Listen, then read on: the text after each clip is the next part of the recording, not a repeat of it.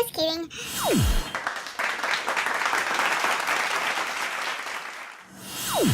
Okay, hello, chemistry.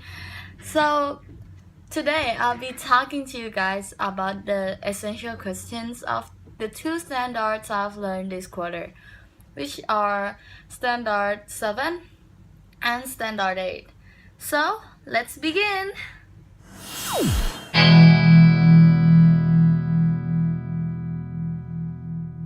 So in Standard 7, I've learned all about the energy transformation, which is the heat flow and the specific heat. I learned how to calculate them, and I learned how things happen in real life. So I know I've learned about this because I can explain what they are. I know that in chemical reaction, there will be two reactions. It's either endothermic or exothermic. In endothermic, you absorb energy, which is heat, to break down bonds. And to create bonds, you instead do exothermic reaction, which is releasing of heat to create a new bond.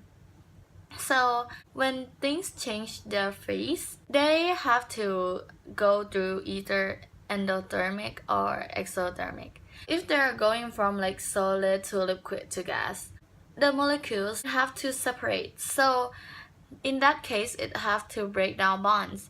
So it will be endothermic. But when substance are changing from gas to liquid to solid, the molecule must get closer to each other, and by that it turns into exothermic reaction. So we have actually used this in our daily life, which is like when we create ice or when we create substance when it change shape. Like if for example we leave our water outside the door in heat, the water will change into vapors, right? That will be endothermic reaction. So this standard is very cool, and I want to do more things about this standard, but we didn't really have a chance to do any lab experiment about this except one, which I'll show you now. Now what you're seeing is the endothermic and exothermic reaction lab report. In the lab, we're trying to see that if endothermic reaction is happening, then the temperature will decrease. But if the endothermic reaction is happening, then the temperature will increase. Now, before doing the lab, I came up with the hypothesis that if we mix hydrochloric acid with sodium hydroxide, then the energy will be released, which means that it will be an exothermic reaction. And if we mix citric acid with baking soda, then the energy will be absorbed, which means that it will be an endothermic reaction. So these are the materials we use for the lab experiment, which are test tube holder, thermometer, spatula, and four chemicals, which are hydrochloric acid, sodium hydroxide, citric acid, and baking soda. So these are the procedures. There are two experiments, but in order to get the two experiments done, we first have to get all the materials set up and ready. Then after that, we start with experiment 1. So in experiment 1, we put the thermometer into hydrochloric acid. Then we pour the sodium hydroxide into the hydrochloric acid tube. Then we see the change in temperature and record the data. And in second experiment, we put thermometer into the citric acid. Then we use the spatula to spoon up 1 spoon of baking soda. And we wait for the bubbles to form. And after the bubble forms, then we see the change in temperature and we record the data. This is how the data came out like in experiment 1. The change in temperature is plus 3 degrees Celsius, which means that in experiment 1 it's an exothermic reaction, and in experiment 2 the change in temperature came out negative 2 degrees Celsius, which means that in experiment 2 it's an endothermic reaction. And this is how I did the experiment proving exothermic reaction and endothermic reaction. And that will be what we've learned. And how do I know I learned it? Of course, I know how to explain it and I know how to teach it. And we can really use this in our daily life. I mean, we see it everywhere. We see it like when water evaporates or when things are formed. So that's how I use it in my daily life, and it's pretty cool learning about this stuff. And I guess it's very helpful for us so that we will know how things happen in their way. Like when we want to change ice to water, why do we need heat? Or like when we want to change water into ice, why do we need to freeze them up?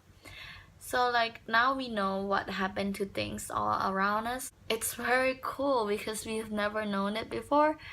Now we get to know why things all happen in their way, and like why things change their face, like how they changed it, and that's insane. Like I never thought before I know it. Thank you, Miss Saveda, for teaching us this standard. It's very helpful and we can really use it in our real life. We now understand a lot more about like things happening all around us.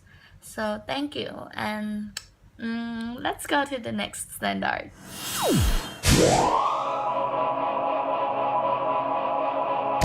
So the second standard is standard 8. So in standard 8, we basically learn all about the rate of reaction, which are like the factors affecting rate of reaction and how to calculate rate of reaction and how rate of reaction affects time. So we have to learn about these things because things happen around us, they all contain rate of reaction. So if we learn this standard, we will now get to understand like why does things have like the specific amount of time of themselves, and what factor can affect them. So I know I've learned this because I understand about the rate of reaction and the vectors affecting them, and I also understand how to calculate out rate of reaction, and I know what affects the rate of reaction and what can slow or fasten the rate of reaction. So the factors of rate of reaction there are 6 factors, and first is a catalyst, which is like a substance that can speed up rate of reaction, but it is not dissolved during the reaction. And second is pressure and volume. These two are basically for gas. So if pressure decrease, the rate of reaction decrease. But if volume decrease, rate of reaction will increase. And the other ones are temperature and surface area and concentration.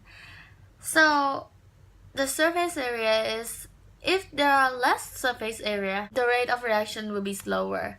Because imagine if you have like a big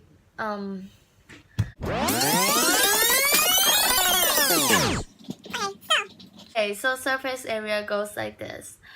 If this is a substance which we want to react with carbon dioxide, then the carbon dioxide will react here all around the outside, the surface, and it would take some more time than if we have this. So if this have the same volume as this, but it contains a more surface area, which is all around here and the front and the back, and all around here, the front and the back. So instead of having the only like sideways and the front and the back, only that, we can have double amount of surface and the same volume, and we have a faster rate of reaction. And next is temperature. The hotter the temperature is, the higher rate of reaction. Temperature affects the rate of reaction by the collision of molecules. So if the temperature rises, then the molecules will move like vibrate faster. And if it's solid, it will vibrate until it breaks apart a little bit more. And if it's liquid, it will vibrate until it broke apart and turns into gas. So that's how also how things change their phase. Last one is concentration. So the concentration is the more concentrated the substance is, the higher rate of reaction. So how can we use this in our real life?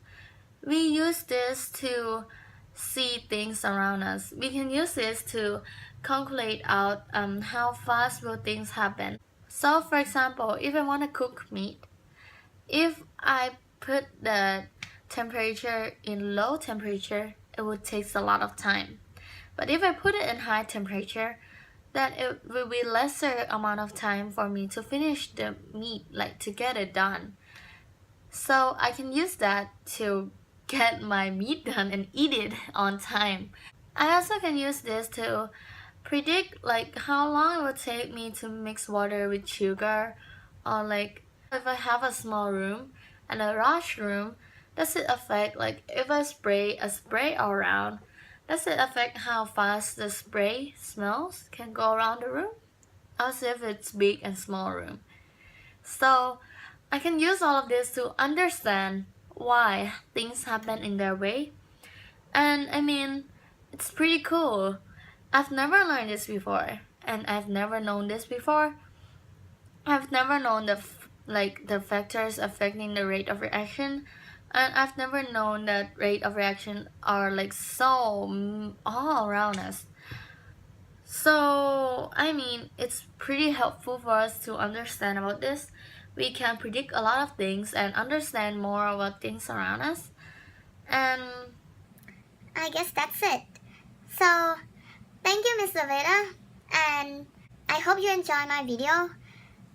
See you at school again, and goodbye!